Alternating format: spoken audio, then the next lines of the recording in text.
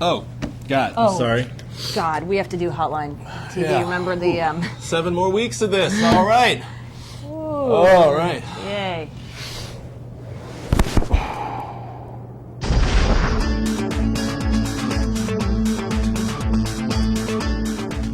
Welcome to Hotline TV, everybody. I'm John Mercurio. And I'm Amy Walter. Well, Hillary Clinton isn't down for the count, and she goes forward. Let's have a look at where things stand now with the superdelegates. As we all know, that's where this election could come down to. She still leads among superdelegates, although her lead has been narrowing in recent days. And she's still behind Barack Obama in the total delegate count, somewhere around 89-ish delegates total.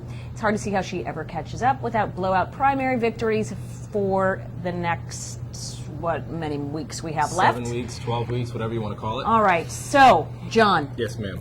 Looks like it's a code blue. We need to page Dr. Dean. Paging Dr. Howard Because I have a Dean. sickness and it's called Michigan and Florida. That's exactly right. Despite the fact that this is considered this big sort of comeback day for her, she only had a net gain so far of 23 delegates. There's still some delegates uncounted in Texas. Unless Democrats want the superdelegates to decide this campaign, which I think there is unanimity that they do not want them to be the deciders.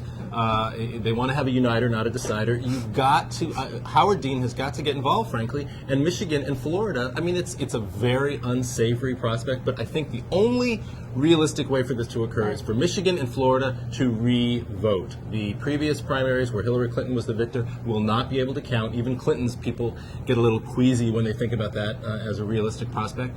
And I think what we're looking at is sometime mid-June, maybe even late June, primaries in Michigan and Florida, and how those people actually how get they're going to seated. do that, and who's going to pay for this. Okay, where's Al Gore in all of this? I mean, the guy who understands technicalities and the frustrations of that and sort of making up the rules as you go along. I mean, at any stretch, it does seem, yes, Florida and Michigan do need to weigh in, but everybody was on the ballot. I mean, the Hillary Clinton campaign can say, not in Michigan, but in Florida, the argument is, we were all on the ballot.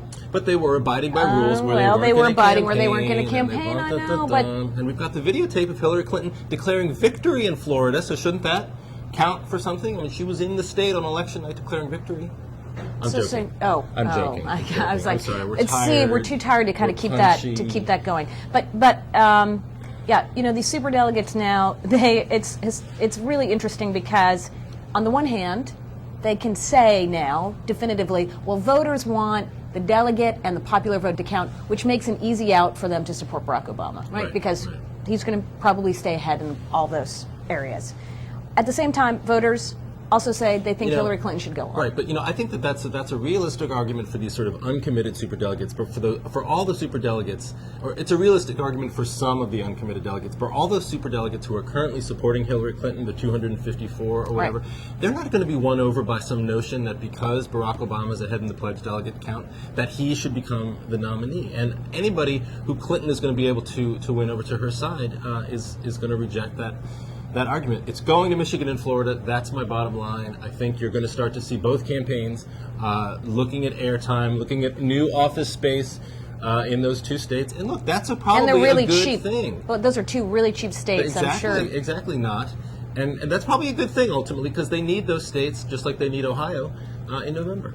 Okay, well, I just want to make one quick point. Please. That if it says, this seems to say everything today, MSNBC was supposed to carry Howard Dean. He got bumped for the John McCain-George Bush presser. See, could this be a preview of things to come, that even now the John McCain being able to get out ahead and drive the stories instead of Democrats? Although, is that a good thing or a bad thing for John McCain that he had to appear on network television with George Bush? Good point. All right, well, we're out of time today, even though we could just go on forever. I got to take a nap. I do too. And I'm John, she's Amy Walter and I'm John Mercurio, and we will see you tomorrow on Hotline TV.